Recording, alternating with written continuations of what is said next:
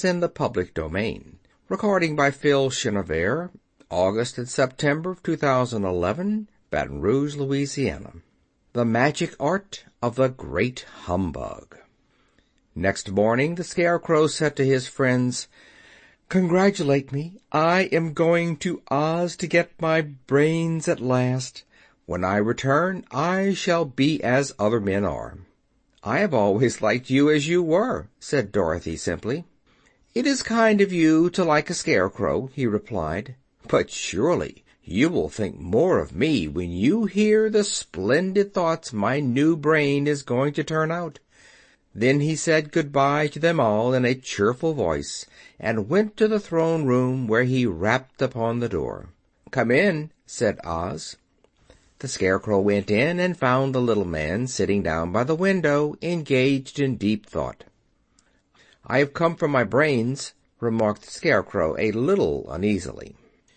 "Oh, yes, sit down in that chair, please," replied Oz. "You must excuse me for taking your head off, but I shall have to do it in order to put your brains in their proper place." "That's all right," said the Scarecrow. "You are quite welcome to take my head off, as long as it will be a better one when you put it on again."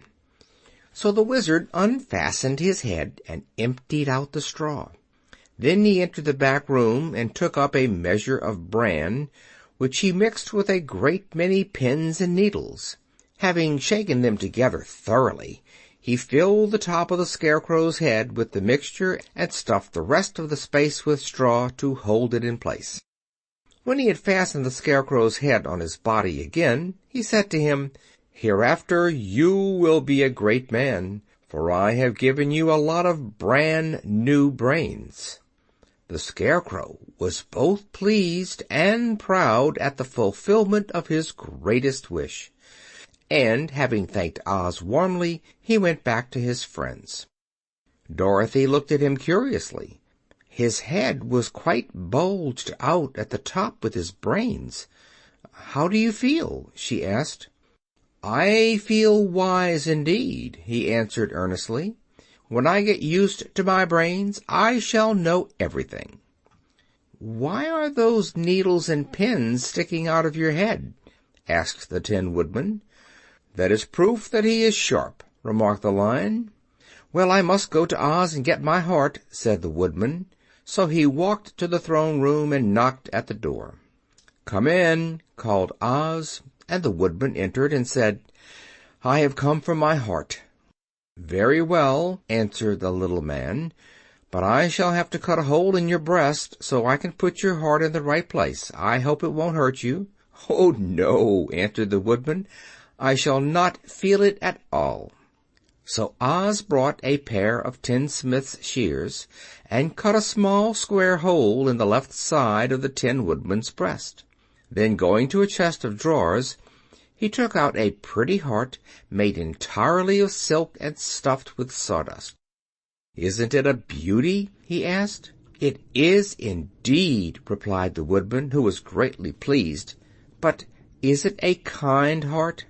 "Oh, very," answered Oz. He put the heart in the Woodman's breast, and then replaced the square of tin, soldering it neatly together where it had been cut. "There," he said, "now you have a heart that any man might be proud of. I'm sorry I had to put a patch on your breast, but it really couldn't be helped."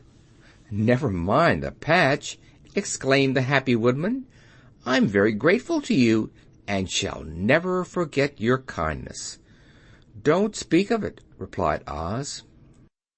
Then the Tin Woodman went back to his friends, who wished him every joy on account of his good fortune. The Lion now walked to the throne room and knocked at the door. "Come in," said Oz. "I have come for my courage," announced the Lion, entering the room.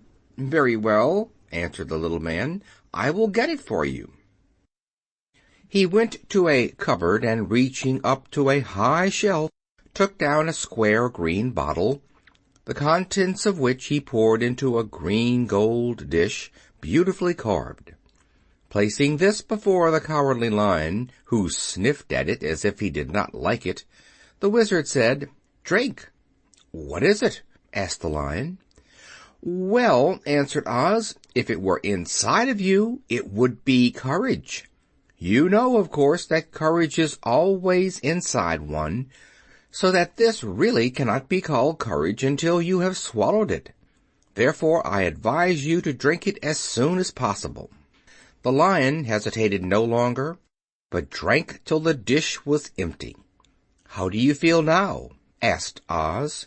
"Full of courage," replied the Lion, who went joyfully back to his friends to tell them of his good fortune.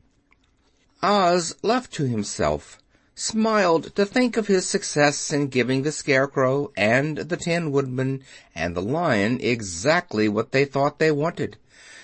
"How can I help being a humbug," he said, "when all these people make me do things that everybody knows can't be done?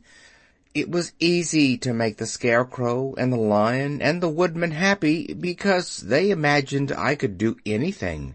But it will take more than imagination to carry Dorothy back to Kansas, and I'm sure I don't know how it can be done." End of chapter 16.